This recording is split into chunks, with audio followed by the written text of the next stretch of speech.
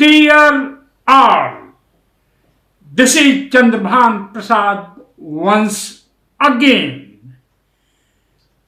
Chandrabhan Prasad official YouTube channel पर आपका स्वागत है। मनुस्मृति या मानव धर्म शास्त्र क्या है?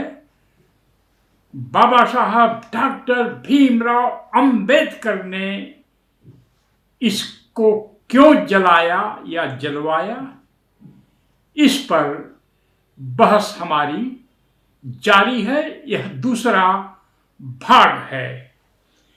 मैं बचपन से सुनता आ रहा हूं, आपकी ही तरह आप भी बचपन से सुनते आ रहे होंगे।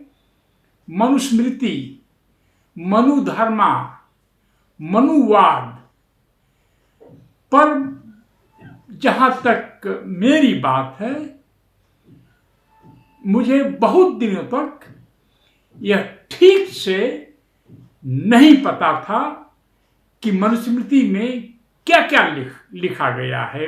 हमें तो बस इतना एक इम्प्रेशन था कि मनुस्मृति एक जातीय ग्रंथ है जो भारत के लोगों को 4 वर्णों में बांटती है: ब्राह्मण, क्षत्रिय, वैश्य, शूद्र, और अछूत हैं जिनको बचपन में हमें कहा गया पंचवर्णा, पंचम वर्णा या अतिशूद्र, जो कि पंचम वर्ण या अतिशूद्र किसी भी साहित्य शास्त्र में नहीं मिलता है, ओरिजिनल शास्त्र में। तो हमें यह बताया गया था कि इसमें ब्राह्मण का जो ऑक्यूपेशन है वह शास्त्रों का, वेदों का पठन पाठन और रिचुअल्स को परफॉर्म करना, शादी ब्याह, जन्म मरण और धार्मिक जो रिचुअल्स होते हैं, पढ़ाना भी इनका काम था। क्षत्रिय का काम था युद्ध लड़ना और शासन करना। वैश्य का काम था ट्रेड और शूद्र का काम था सेवा करना। पर अछूत का काम क्या था, हमें यह ठीक से नहीं मालूम था कि अछूत जो विश्व दृष्टिकोण है मनुस्मृति का, जो मनुस्मृति की दुनिया है, उसमें शूद्र अंतिम पायदान पर है, यानी चौथे पायदान पर है, और उनको भी बहुत सारा अधिकार नहीं है, पर वह सिस्टम के भीतर हैं। वह वर्णाश्रम व्यवस्था के अंग हैं। दलित बाहर हैं, अछूत हैं। इस पर और व्याख्या हम करेंगे बाद में। पर हमें ऐसा लगता था कि शूद्र यानी ओबीसी और अछूत के लिए एक ही तरह के कानून हैं। कई मामलों में कानून एक तरह जरूर हो सकते हैं, लेकिन अछूतों के बारे में तो कानून बहुत ही सख्त हैं और इनको अलियन यानी विदेशी की संज्ञा दी गई है। मलेच्छ कहा गया है इनको। विदेशियों को भी मलेच्छ कहा जाता था और अछूतों को भी मलेच्छ कहा जाता था। तो फिर मानव धर्मशास्त्र जिसको कहा गया है, उसमें मनुस्मृति, मानव धर्म, मनुधर्म क्या है। मैं आपको, यह किताब है जो सबसे अच्छा इंग्लिश ट्रांसलेशन माना जाता है, प्रोफेसर वेंडी का, शिकागो यूनिवर्सिटी की ये प्रोफेसर हैं। द लॉज ऑफ मनु, जिसको पेंगुइन पब्लिशिंग हाउस ने छापा है, 1990 में छपी है किताब। इसका चैप्टर 10, 10th चैप्टर 97 जो इसका छंद है या वर्ष है, वर्ष सही कहना होगा इंग्लिश में, उसमें लिखा गया है one's own duty, even without any good qualities, is better than someone else's duty well done. For a man who makes his living by someone else's duty immediately falls from his own caste. इसका अर्थ यह है कि भावार्थ यह है कि मनुष्य स्मृति द्वारा बनाए गए 4 वर्णों के विधान के अनुसार सभी वर्णों को अपने ही पेशे में रहना चाहिए। यानी ब्राह्मण हैं तो उनका काम पठन पाठन रिचुअल्स कर्मकांड कराना, क्षत्रिय हैं तो उनका काम शासन करना और युद्ध लड़ना, और वैश्य हैं तो ट्रेड करना, बिजनेस करना, और शूद्र हैं तो सेवा करना। अगर ये क्वालिटी इनमें से किसी के पास नहीं भी है ठीक से करने की, तो भी इनको यही करते रहना चाहिए, क्योंकि जो दूसरों की ड्यूटी यानी दूसरों के धर्म यानी दूसरों के पेशे से जीता है वह अपनी जाति से बाहर हो जाता है। यह मनुस्मृति का कहना है। चैप्टर 10 में 97 जो इसका छंद है, पेज नंबर 246। जहां तक मेरी जानकारी है और मेरा ज्ञान है, जो हम और आगे हिंदू शास्त्रों को पढ़ेंगे तो और क्लियर होगा, धर्म ड्यूटी का मतलब धर्म, धर्म का मतलब पेशा है, धर्म का मतलब रिलीजन नहीं है। अगर रिलीजन है तो धर्म है, धर्म का मतलब पेशा है। और यह अगर किसी में यह गुण नहीं है, यानी ब्राह्मण में अगर शास्त्रों का अध्ययन करने का और पढ़ने का पढ़ाने का की क्वालिटी नहीं है, तो भी उनको वही काम करना चाहिए। अगर क्षत्रिय युद्ध लायक नहीं है तो भी युद्ध ही उसी को करना चाहिए।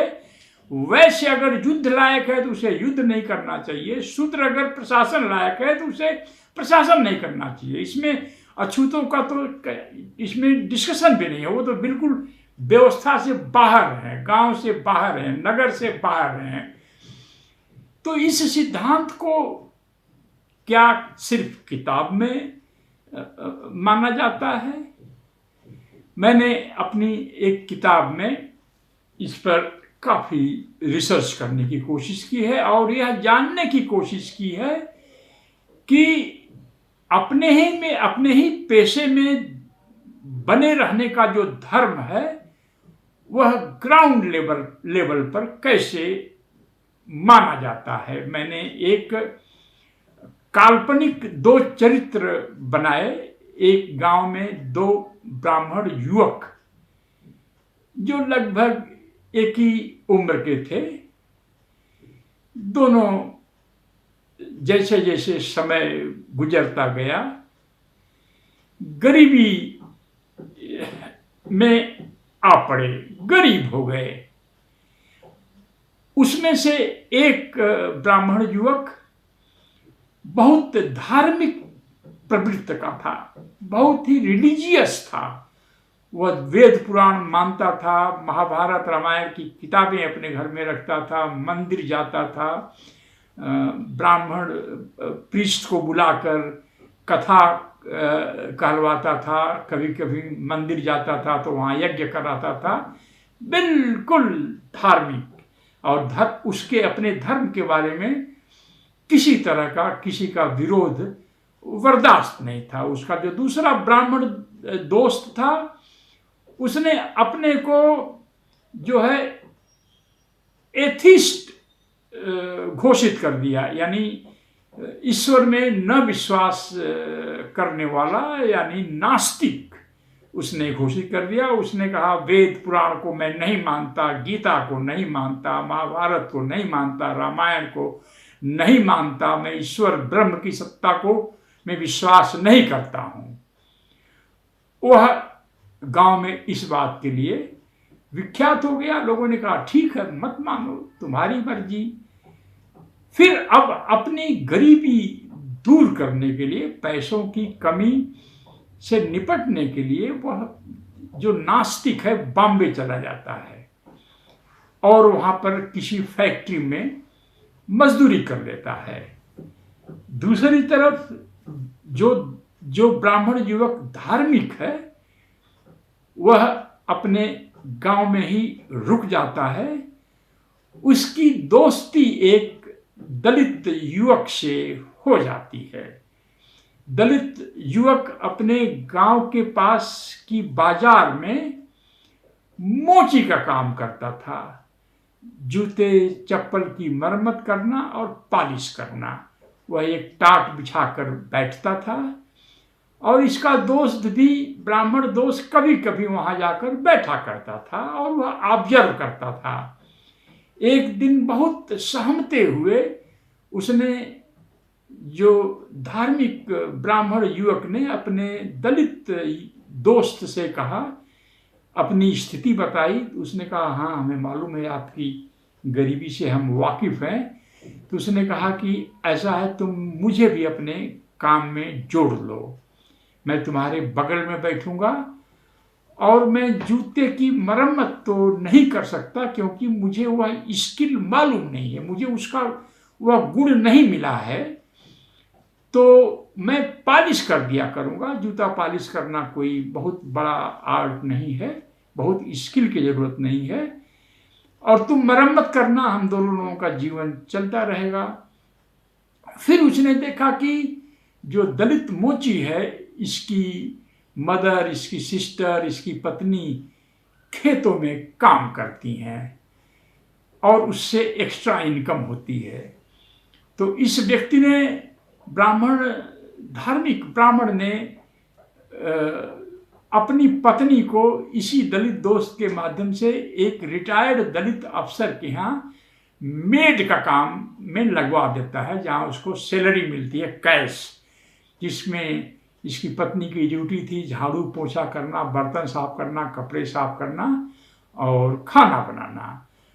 वो दलित ऑफिसर जो रिटायर होके आया था, उसके बच्चे अमेरिका वगैरह कहीं चले गए थे, वो दोनों पति पत्नी साथ में रहते थे, पेंशन मिलती थी।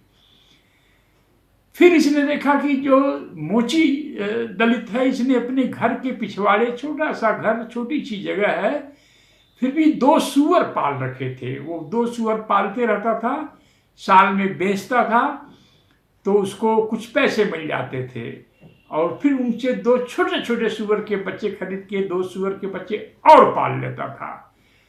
तो इसने कहा कि पैसा इसमें भी है तो मैं भी पाल लेता हूँ, मेरे पास तो ज़्यादा जगह है, ज़्यादा ज़मीन है, घर के पीछे जगह है, घर के आगे जगह है।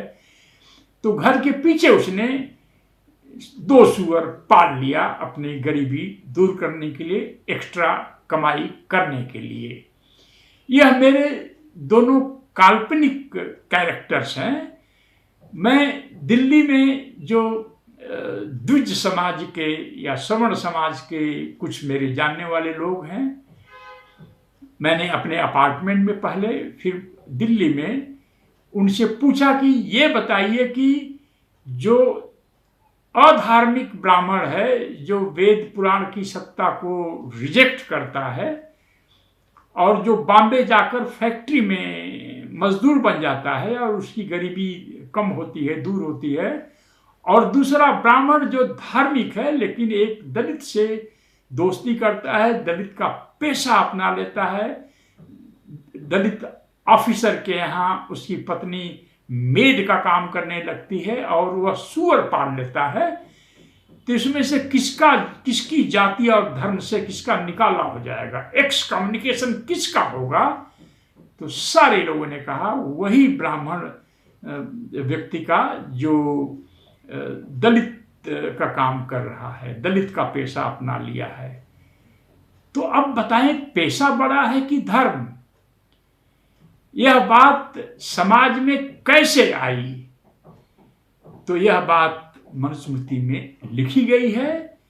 हम इस पर भी चर्चा करेंगे कि मनुस्मृति लोगों के घर घर कैसे पहुंची।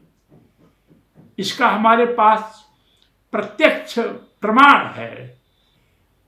मनुवाद के बहुत सारे कारण हैं, बहुत सारे इसके चरित्र हैं, बहुत सारे गुण या दुर्गुण हैं। उनमें से एक खास तौर पर अपने पेशे में बने रहने का जो आदेश है, जिसको मैं मानता हूं यही धर्म है। मनुस्मृति में अगर धर्म का कोई मतलब है तो इसका यही मतलब है कि अपने पेशे में ही बने रहो। धीरे धीरे जो भी परिवर्तन होता गया भारत में, समाज बदलता गया, खास तौर से अंग्रेजों के आने के बाद समाज में जो परिवर्तन हुआ, दलितों में पढ़ा लिखा एक तबका पैदा हुआ और आज लोग अन्य पेशों में जा रहे हैं। तो बहुत बार समाज इसको आज भी मानता नहीं है, क्योंकि दलित का धर्म पढ़ना पढ़ाना नहीं है। और जो लोग मेरिट की बात करते हैं, उनसे आप पूछिए कि आपकी मनुस्मृति में क्या पढ़ा, क्या लिखा गया है। क्या यह नहीं लिखा गया है चैप्टर 10 के 97 पद में या वर्ष में? क्या यह नहीं लिखा गया है कि तुम जिस काम के लायक नहीं हो तब भी तुम ही उस काम को करोगे, दूसरा कोई लायक है तो भी वह इसको करने का अधिकारी नहीं है।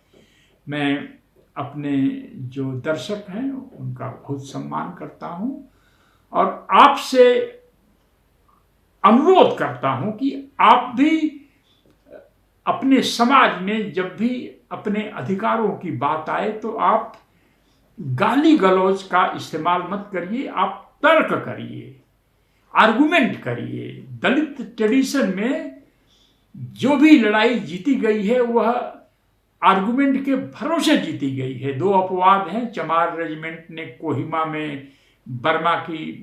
में जापान की फोर्सेस को हराया था और भीमा कोरेगांव में जो लड़ाई हुई थी जिसमें दलित योद्धाओं ने पेशवाओं की फौज को हराया था। बाकी जो भी लड़ाइयां जीती गई हैं उसमें दलित अपने ज्ञान का, अपने तर्क का उपयोग करता है। तो यह कल्चर धीरे धीरे कम हो गई थी। अब फिर से हमें तर्कों की ओर जाना होगा, यानी फिर से हमें अम्बेडकर बात को वापस लाना होगा और अम्बेडकर बात के रास्ते चलकर तर्क के सहारे अपनी लड़ाई जीतनी होगी, क्योंकि आने वाला 10 साल दलित समाज के लिए बहुत ही निर्णायक साबित हो सकता है। आपको अगर यह वीडियो पसंद आए तो आप इसको फॉरवर्ड करिए, सब्सक्राइब करिए और ज्वाइन की बटन दबाइए और इसको पैसे दे करके इसके सदस्य बने। ये आपसे मेरा अनुरोध है। उम्मीद है कि आपकी पिछली video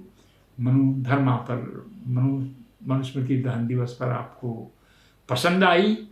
thank you so much. जय भीम, जय भारत।